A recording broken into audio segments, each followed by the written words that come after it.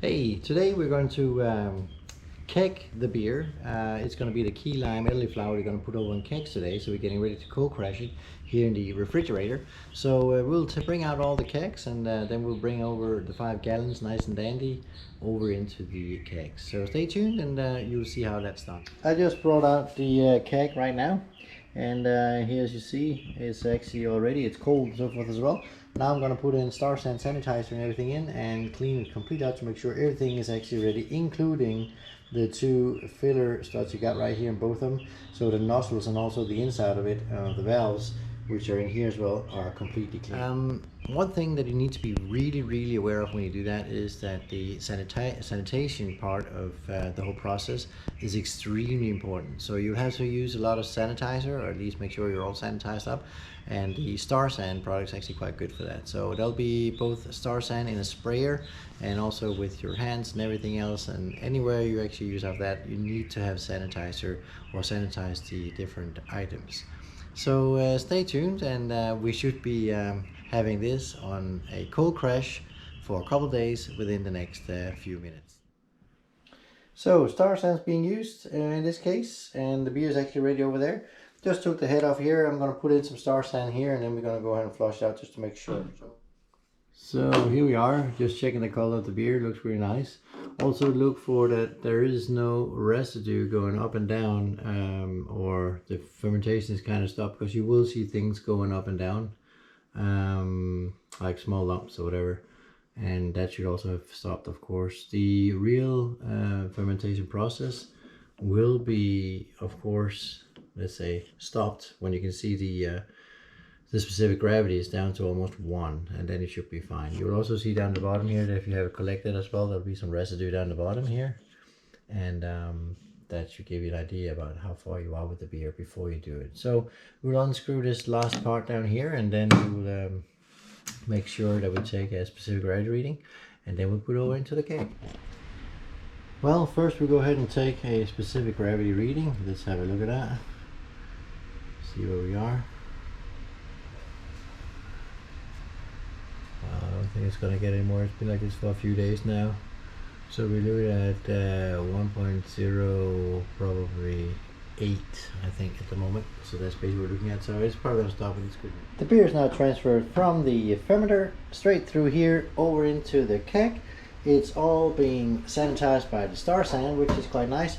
So for that purpose, I have actually taken a little bit of a Star San. It's actually a Windex bottle, it doesn't matter. It's actually Star San filled up with water, and that way you can always spray your hands and everything else on here as well, so you know it's all sanitized completely. So that would be the way I do it as well, and it works really well. So now it's ready to go out into the refrigerator, and now it's going to be cold crashed for 2 days, and we'll put some CO2 in there too. So now, yeah, bring the Star San with you out here as well, because you're going to need it for when you go into the keg. I just put the thing in here, but we're not really ready yet. So what the plan is, make sure that everything here is actually sanitized as well. I'll also sanitize that one, and also where the beer is going to come out later, and that's it. So sanitize the whole thing, and then you're ready to go ahead and put some CO2 into the keg as well. So I'm sorry about the alarm from the fridge, but basically my CO2 is coming from up here. It is already charged a bit. I'm going to go ahead and charge up a bit more. What I'll do is to actually quick charge the beer a little bit with CO2, is that I'll put this into the outgoing valve basically. So basically normally the CO2 goes in here on the end, but I'll take it through the out, because there's a big straw that goes all the way down the bottom of the keg to bring out all the beer. And by putting in CO2 in this, you'll have the bubbles coming up through the bottom of the beer all the way up, and it will actually pre-charge the beer with CO2. It actually is a very easy way to get your beer ready faster, and also without any problems at all. It actually works really well, and as you can see now, it's actually already connected, and now it's just a matter of opening up, and you hear bubble. There you go. It's now charging up the CO2, and I normally go ahead and let the pressure come off and let it bubble a little bit more to let all the air out, because you want the air out of there. That is actually your enemy at the moment, to make sure that you don't have any bacteria in your beer at all. So make sure you get this thing all charged with CO2. You can follow it on the gauges in the back as well. And that's basically how you go ahead and pre-charge your beer with CO2 to start the process. Now in about 2 days time, the beer will rest and settle down, and it will actually get CO2 in it as well, and then it should be ready for the first taste. You can taste a little bit here in about another maybe a few hours, but it's not going to be the final product that you're actually going to be happy with. It's going to change slightly in both taste to the better, I have to say right away, but you'll definitely have a lot more joy out of it in a couple of days from now. So that's how you do that. So once you're done with all this, I put up the pressure to about 40 psi as well, to overpressure a little bit to get the process to start a bit faster. Once you're doing all this stuff, then we gotta have to swap this over on that one and whatever, and also put the other cap on so we can go ahead and actually get the beer out of the keg and try it out. However, it doesn't matter, you get a little bit of foam coming out as well. It's actually going to help you because it's going to make sure that the valve is going to be completely tight, airtight for later use. But it works really well, so just make sure you keep on bleeding a little bit of air, that's fine, and let's keep the bubbling going on, and then make sure you cold crash it afterwards, and that's going to be a very nice start on your beer. The beer is not connected, I still have pressure on it, and I can still put some in there, of course, and you can see it actually works, and you can see it's also moving slightly here.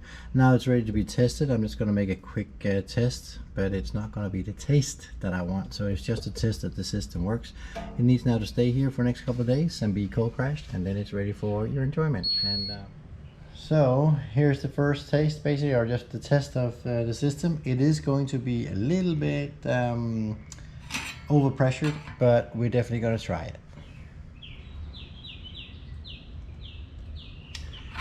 So here's the glass, let's have a look. It's going to spouch a little bit all over the place, I expect it to be, yeah. But it's coming out. The first part here is basically not worth anything at all, even though it looks nice. Smells nice, but there is a little bit of sanitizer in here as well, so it'll have a more acidy kind of taste to it. But color wise, it looks actually quite okay. Let's get another one in a second. So here's the real one, just for having a taste. There's a little bit still overpressure in it, but it's still coming out. Let's see how it goes. It looks actually pretty nice, so that's good. That's a good hit on it too. So there we go, that's the first part. So this is actually how the color of the beer looks like. It looks really nice. I'm actually quite happy with the result. It's gonna fall a little bit at rest, and it's gonna be a little bit more clear, but it's really nice. Taste wise,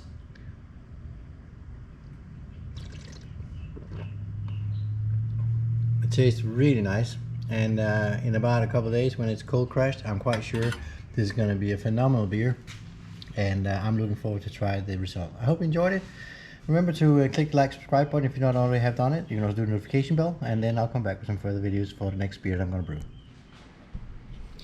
So the beer did come out to be really nice, and tastes really good. The color is actually as I was expecting it. I could have liked maybe a little bit more darkness to the color, but I was quite happy with what it was. So right now I have nothing to complain about. I would have to say in 2 days time, maybe 3, maybe even more, it's going to be on its top probably in 14 days from now, after being cold crashed and so forth. But as it is right now, it tastes really nice. It's got a good body on it, and as soon as I go ahead and get the pressure a little bit down, I'm sure the CO2 is going to be there, and it's going to be an absolute pleasure to try this beer. So thank you for watching. I hope you enjoyed the video, and I will see you, as I said earlier, very soon with a new video. Thank you.